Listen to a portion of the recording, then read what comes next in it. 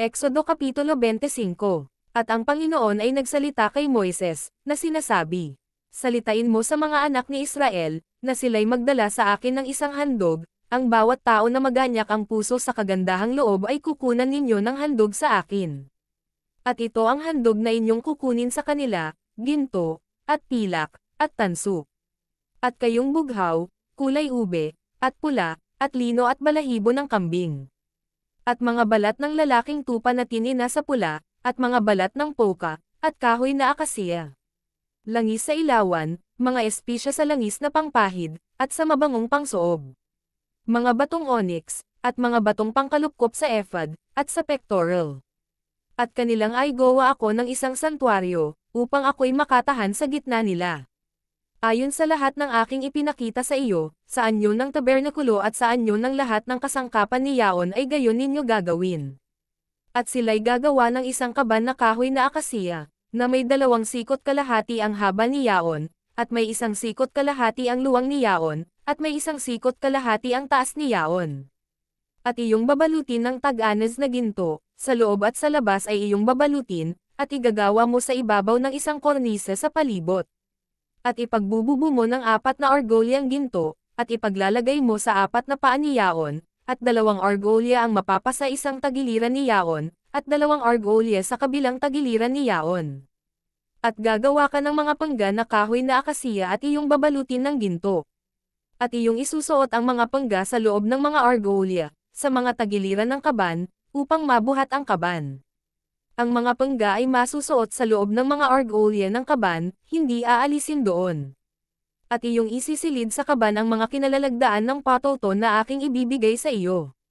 At gagawa ka ng isang luklukan ng awa, na tag-anes na ginto, na may 2 sikot kalahati ang haba ni Yaon, at may 1 sikot kalahati ang luwang ni Yaon. At gagawa ka ng 2 kerubong ginto, na yari sa pamakpok iyong gagawin, sa 2 dulo ng luklukan ng awa.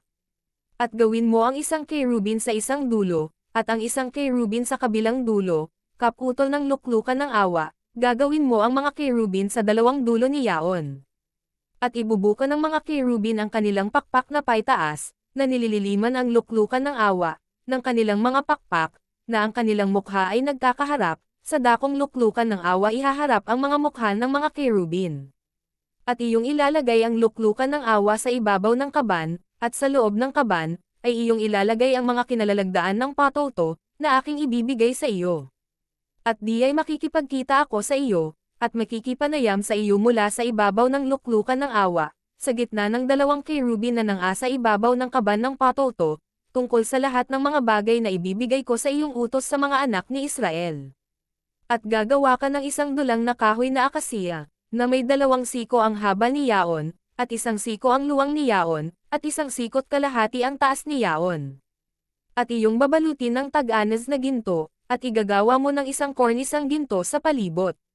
At igagawa mo ng 1 gilid na may 1 palad ng kamay ang luwang sa palibot, at igagawa mo ng 1 kornisang ginto ang palibot ng gilid ni Yaon. At igagawa mo ng 4 na argolyang ginto, at ilalagay mo ang mga argolye sa 4 na sulok na ukol sa 4 na paa ni Yaon. Malalapit sa gilid ang mga argolya, sa daraanan ng mga pangga, upang madala ang dulang. At gagawin mo ang mga pangga na kahoy na akasiya, at iyong babalutin ng ginto, upang ang dulang ay madala ng mga Yaon. At gagawa ka ng mga pinggan ni Yaon, at ng mga kutsara ni Yaon, at ng mga kopa ni Yaon, at ng mga tasa ni Yaon na pagbubuhusan, na iyong gagawing tag-anes na ginto. At ilalagay mo sa dulang ang tinapay na handog sa harap ko na palagi. At gagawa ka ng isang kandelerong tag-anes na ginto, yari sa pamakpok gagawin mo ang kandelero, ang tantungan ni Yaon, at ang haligi ni Yaon, ang mga kopa ni Yaon, ang mga globito ni Yaon at ang mga bulaklak ni Yaon ay mga kaputol. At magkakaroon ng 6 na sanggang lumalabas sa mga tagiliran ni Yaon, 3 sanga ng kandelero ay sa isang tagiliran ni Yaon, at ang 3 sanga ng kandelero ay sa kabilang tagiliran ni Yaon.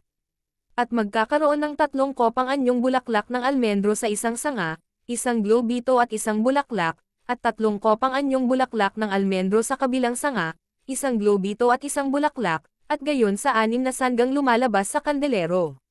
At sa haligi ng kandelero ay magkakaroon ng 4 na kopang anyong bulaklak ng almendro, 10 ng mga globito ni Yaon, at ng mga bulaklak ni Yaon.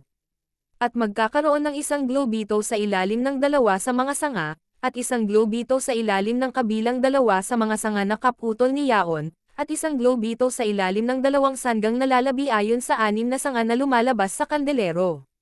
Ang magiging mga globito at mga sanga ni Yaon ay kaputol, kabuoan ni Yaon ay isa lamang putol na yari sa pamakpok, na tag-anas na ginto.